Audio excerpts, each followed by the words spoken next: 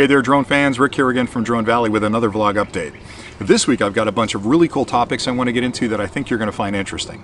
The first one has to do with safety in the skies. Now if you've watched my channel for a while or you're a fan of the vlogs, you know that I'm a big fan of flying safely, and I want to put my quad up in a way where I can enjoy it but I'm not annoying the public, and there are probably 10 or 12 golden rules that I fly by that have been published by the FAA, and as long as I adhere to those rules, I'm in good shape. People don't get annoyed and I can fly my quad and really enjoy the afternoon. What drives me bonkers is when somebody breaks those rules, because it makes us all look bad, and that's when those regulations come down. So if they do something dumb at a beach and somebody from the town is there and they see that, they're going to go back to the next town council meeting and start talking about how they need to regulate quads. So anytime a manufacturer puts out a quad that has some kind of advanced technology in it that limits the ability of those knuckleheads for doing something dumb, it's a good thing. I also love when big companies, even small companies, do things that are public that really improve the view of what drones are about. So a recent incident that happened at Shenzhen Airport a couple of weeks ago, it was actually over a couple of days, it turns out some knucklehead was flying his quad way too close to the airport, and several planes that came in over a series of 3 or 4 days reported seeing the quad up in the air. Now that probably is the most dangerous thing you can do with your quad, is to put it up in an active airspace near an airport, because as far as I know up to this point there have been no collisions with planes and drones. You don't want to be the first one to do that, and it's in Shenzhen, right? It's an extremely busy airport. So DJI, being a big manufacturer, stepped up and said, we're going to offer a reward, a bounty, for finding this person. And they actually put out a #1,000,000 bounty, which is a big deal over there, for information leading to sort of the identification of that person and the prosecution of that person for flying that airplane or that aircraft within the boundaries of that airport. So for me, when I look at something like that, I don't want us to turn into this, bounty hunter mentality, but I feel like that serious an event where they couldn't identify who was flying that quad, to put that kind of bounty up and step up as a company and say, look, this isn't our responsibility. Pretty good chance he's probably flying one of our quads, and we feel as a corporation that we're responsible enough that we want to help in the effort to identify this person. Thumbs up, thumbs up. So I like that kind of behavior, and the more companies that do that in a public way, I think it shows the public and the officials that we're serious about the hobby. We're doing all we can to sort of limit the people that shouldn't be flying quads because they're doing bad things with them, and it's a good thing for all of us. So I just wanted to applaud them. What I did find interesting about the announcement was that they offered the #1,000,000 to correct these, I think they called it acts of evil, which sounds pretty dire. And I guess it is really, because that thing's up near an airplane, but I just felt it was kind of an interesting and a clever way to phrase that. So they offered #1,000,000 to prevent these acts of evil that were going on. So anyway, good on you DJI for that one. Next thing I want to talk about is the FPV world. Now I've talked a little bit about that before. You guys know the DJI goggles are out. Some people have gotten them, a bunch of other people are getting them this week, so they're going to be all over pretty soon. I also like both the enclosed goggles like the DJI goggles, and I've talked a lot about the Moverio product, which is an augmented reality. So it's not really a virtual reality where you're inside the goggles, it's more of an augmented reality where you can see through the glass, you can see your quad, and you can actually see the screen of the quad. Both of those are cool technologies, and they're different for different reasons. Some like the augmented reality, some like the virtual reality, but what I want to get at is I just got the Moverio goggles. So I did a clip from the show, and I kind of begged them on the floor to send me the goggles. They did send me the goggles. I did an unboxing of them yesterday. These goggles are unbelievably cool, so I'm going to do a bunch more clips on those. And I just wanted to give you a heads up that I got them, I did the unboxing, and I'll do some follow-on clips in the next couple of days. But I also want to do some compare and contrasts between the DJI goggles and the Moverios, because one thing I'm noticing about both those systems is that they're a closed ecosystem. And what I mean by that is, if you buy like a Fat Shark pair of goggles, they're essentially just a lensing system for an HDMI input to drive to that lensing system. So you can plug them into your TV, to your video game console, to your quad, and you're looking at what's being broadcast over the HDMI cable. With both the DJI goggles and the Moverio system, it's a closed system. So in the case of DJI, it's based on the OcuSync technology. There's some electronics inside the goggles that talk directly to the quad, but at this point you can't really use them with anything else other than the quads that support OcuSync or some form of OcuSync. With the Moverio goggles, the FPV version, which I'm testing, they're built specifically to work with the Phantom quads and the Mavic quads, so the DJI products. Now they may expand that to other quads eventually, but right now you're running the DJI Go app on a dedicated controller, so it's a closed system that you can't actually add extra applications to it, and you can't really modify it that well. The other thing is if you go with like something like the Crystal Sky, same kind of experience. Or if you go with the Phantom 4 Pro, you've got that controller built in, which again is a closed system. And I'm seeing more and more of that happening. And I've had people asking me about that, like why would they do something like that? And again, from an engineer's perspective, the reason they want to do that is because if you build a system that's wide open and you let somebody use a tablet or a phone, you have no idea what else is running on that tablet or phone at that time, or even if that tablet or phone has enough horsepower to run the application you've written. So by having a closed system, you can really limit what applications are running in the background, how much memory is being used for whatever, and you can deliver a much more seamless experience to the end user. So from their perspective, building a closed system really limits your ability to goof up that system to make it a perfect marriage with the controller and the actual quad you're flying. So we'll see where they go, but I do want to, I have a set of goggles coming. I don't have them yet. DJI, if you're watching, what the heck? Come on, dudes, get them here. But and I know a lot of people are waiting on them, so I'm waiting like all you guys. But when I get those, I'll do a comparison side by side with the Moverios and do a ton of clips on those. But I wanted to let you know I have the Moverios now, and I can't wait to get these things out in the field again. They're phenomenal looking glasses. All right, so enough about that. The next thing I want to talk about, and I'm not a big person to get out there and make announcements about things, but I've been lucky enough to be invited to the DJI Event New York City this week. So on Wednesday, they're having a big event in New York City for another reveal. Now, I've been very quiet about my speculation around, is it another Mavic, is it another Spark? I don't have any inside information, so I can speculate that I may actually put a clip together where I talk about where I think things are going, because I really analyzed the market pretty deeply, and I've looked at where DJI plays today, and I can tell you that company is interested in dominating a space. So they've kind of rolled into town in the commercial space, in the prosumer space, and in the entry-level space with the Mavic, which I know is an expensive quad, but it's still really like a starter quad. There's nothing below that. So I think there may be something coming in that space, but the point I'm trying to make is I'm lucky to be there, and if I'm there, you guys are there. Now, the only way you can be there with me is if you join me on Twitter, because I'm going to be live tweeting from the event. I'll be putting pictures up and stuff, so you'll be seeing them the minute I see them, and I'll be shooting a lot of video at the event. I'll try and score as many interviews as I can with people like Brendan Schulman if he's there, or Michael Perry might be there, or Paul Pan may be there. So any of those guys that are at that event that I can sort of pull aside and talk to, I will. So if there's questions you want answered from DJI, drop them in the comments below, and I'll do my best to bring them along and try and get those answered at the event. So pretty cool. But anyway, join my Twitter. I've got my Twitter account up here. It's Drone Valley 1, so I'm at Drone Valley 1. All right, so enough about that, but I'm real excited about it. The next thing I want to talk about, and I did a long clip on it yesterday, is this ruling recently from the FAA. Now, I went on about that pretty extensively, and I just wanted to clear up a couple of misconceptions that are still out there. So essentially what happened was the U.S. Court of Appeals in D.C. Said that the FAA registration process was outside the bounds of their mandate. So essentially the FAA said, we're going to start registering people so we know who's out there and what they're flying. And and they started that process a year and a half ago, and all of us have gone out there and registered for it. The court said you can't do that. So they basically stopped that registration process. And I went on a long conversation about how I felt like maybe that was kind of undermining the efforts of the FAA to sort of modernize the regulations.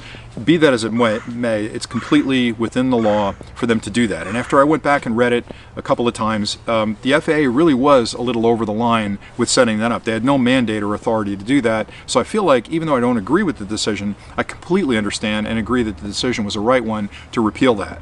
I think the FAA is going to hunker down, they're going to get back in there, and they're going to put that back together either through an act of Congress or through legislation that may be passed. But in the meantime, that legislation that was repealed, or that mandate to register that was repealed, is only for hobbyists. So I had a lot of questions about, does it affect the Part 107 or commercial flying? If you're a commercial flyer, you absolutely still have to register your quad.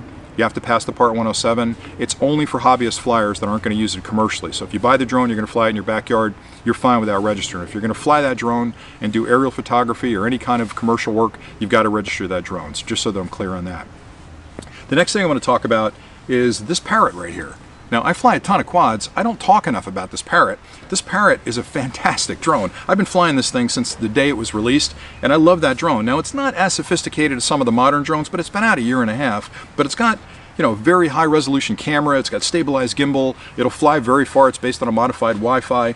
But I love this drone. But DJI has just been such a monster in the space that poor little Parrot kind of fell by the wayside, and they've kind of shifted their model and they've shifted their business model, and I'm waiting for them to emerge because I feel like technologically they're kind of a powerhouse in a lot of different ways. Well, the good news is, about a week and a half ago, they announced that they're making a bit of a shift into the commercial space. And I thought to myself, okay, that's the way 3DR went, and they're doing great there. They're out there doing surveying and checking out, you know, how high a hill is and all the rest of this, and crop checking and things like that. What's Parrot going to do in that space? So Parrot's got two products. They've got this Bebop 2 and they've got the Disco, which is their fixed wing flyer. And they've modified the software that each of those have a fairly special purpose. So what they're doing with the Parrot, I should say with the Bebop 2, is they've got software now that if you're a real estate photographer, it'll do 3D imaging of a property. So essentially the program will allow you to put the quad up in the air, point it at a house, and it'll do all the shots that are necessary to get a 360-degree view of the house, create a portfolio you can deliver to a real estate agent, in addition to which it's going to do 3D mapping of the property. So if you're an architect and you want to know how tall a building is and how much space there is in this particular area of the house, that software seems sophisticated enough where it can do those calculations based on the video that it's taken of that house. How cool is that?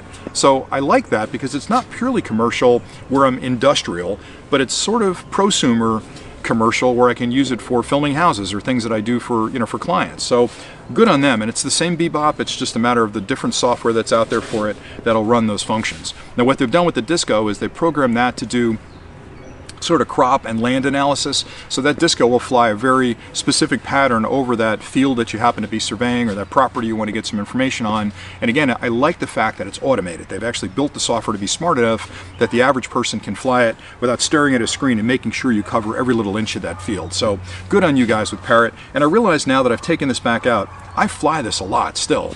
I just don't do a lot of clips on it, so expect me to start doing a lot more clips on the Parrot products that I fly, because there's a lot of fans out there, and these guys aren't as big as DJI, but they're pretty big in the market space. So look for some clips from me on the Parrot. All right, the next thing I want to talk about is the Walker Gimbal. Now we did a giveaway on this, and the gentleman that won this is John, I'm going to mispronounce his name, but it's John Hyder, I think it is, H-Y-D-E-R, and he was thrilled to get this thing. He's in Tennessee, great state of Tennessee. Just let him know that he won it. I'm shipping it out this week for him, and he couldn't be happier about this. I do have to say that he kind of stuck me a little bit because he mentioned that he's got his DJI goggles coming this week, and I don't have mine yet, so thanks a lot for that, John. I appreciate that. But anyway, it's on its way to you. You'll have it in a couple of days. It'll be out the door on Monday morning. The last thing I want to talk about from a product perspective is it seems like springtime is the time for a lot of new accessories to hit the market. Now, you guys know I love doing reviews on accessories, and for every 10 accessories I review, I throw 8 of them away. There's 2 of them out of those 10 that I really think are worth talking about to you guys. So it's not like every one I pick is a winner, it's just that I don't talk about the ones that aren't winners. This one I think is a winner. This is a brand new product that we've just added to the website, and I'm going to do a review of it this week. What you get with this, it's a combination reflective parabolic antenna for range extension as well as a hood, and you can use the parabolics on their own, you can use the hood on its own. But what I like about it, and I've used it for the last couple of weeks, is I like the fact that with the Mavic, and it's made specifically for the Mavic Pro, the Mavic controller, if you use some of the hoods that are out there, they kind of block your thumbs from getting at the joysticks. This one actually envelopes the entire thing, so it hangs over it, you can get your thumbs on the inside, and it pretty much works with any tablet you're using that fits in the handles. It won't work obviously with a tablet adapter, but we'll see where it is. I'll do a review of that and you get a feel for it. But I like it an awful lot because I like the fact that it's a combo where I can use just the reflectors or just the hood or whatever I happen to do. So watch for a review on that sometime this week.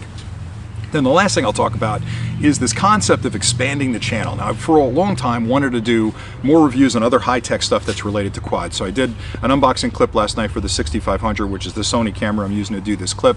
I want to do more clips on the technology I use to create these drone videos, but honestly, I'm a little frustrated because as an engineer, I play with high-tech stuff all week. There's everything you can imagine that plugs into a wall and runs on electrons. I try to get my hands on. So I'm experienced in a lot of different technologies, and I know this is primarily a drone channel, but I gotta believe that you guys watching this are interested in high technology, and I don't want to have to spin up another channel to do all those type of investigative conversations. But I'll let you guys decide if you think it belongs here, or maybe I start another channel up. But I really feel like if I spend a little bit of time outside the drone world talking about things like home automation systems or ambient computers or network speakers, those type of things, this is an emerging technology for all of us. And honestly, I'm kind of getting up there in years, and I'm hanging on for dear life on a lot of this stuff. I probably think that there's a couple of you out there that would appreciate me going through them, and if it's a clip you have nothing interesting to you in, don't watch it, just move on to the next one. But anyway, I'm going to start moving into some of those things. But as a high-tech guy, I'm easily amused, and I don't know if you guys watch Saturday Night Live or not, but I have to put a plug in for a clip they did last week. I have an Alexa, and I've had the Alexa, which is an ambient computer, home for a long time. It's a great little product, but it takes some getting used to, to understand it and talk to it and yell at it and stuff. So we've had a lot of fun with it as a family. It's been a great device to have in the kitchen to sort of tell me a joke, look up a fact or whatever, play me a song. And they did a clip on it last week, which just had me laughing through the entire clip. And the premise of the clip was, it was a version of the Amazon called the Amazon Silver for senior citizens, which I'm not quite there yet, but I'm getting there. But it was really interesting because it was, and I won't ruin it for you, but it was hysterical the way they pitched it to the senior community. So if you get a chance, look at it on YouTube. If you need a laugh, it's a short clip. I think you'll find that it's pretty funny. I enjoyed it. I'm laughing just thinking about it again. So anyway, watch that clip if you get a chance. It'll brighten your day on a Saturday afternoon. That's pretty much all I had for today. So again, at the end of this, I really appreciate you guys supporting the channel. I've mentioned the Patreon account. If you want to go over there and throw $3 at us, that'll help us. We got a bunch of shows coming up this summer that we'll be going to. Subscribe to the channel if you haven't already. It turns out when I go to these shows and talk to guys like DJI, they watch how many subscribers you have. And if you're a casual watcher of the channel and you watch clips every so often, just click the subscribe button, because that will add to our count and it'll make us a little bit more important to them, I think, in their eyes, because we've got a larger amount of subscribers. And if you haven't signed up for our newsletter or our Twitter account, make sure you do that, because I just sent a newsletter out for May, and in there were a ton of discounts on both products I sell and products from manufacturers. So why would you not want to save $5 on this, $10 on that, $2 on something else? It doesn't cost you anything. Whatever email you give me will never be used for anything but that newsletter. So do that. So again, Twitter, Patreon if you care about that, and the newsletter are 3 things you should be looking into. And then again, that's all I have for today. So I appreciate the support. I love reading comments from you guys that you're happy with the channel and the content. I've run into a bunch of you at the shows, which is a thrill for me. But as long as you guys are enjoying these clips, I'll keep making them. So thanks a lot for watching, and happy flying.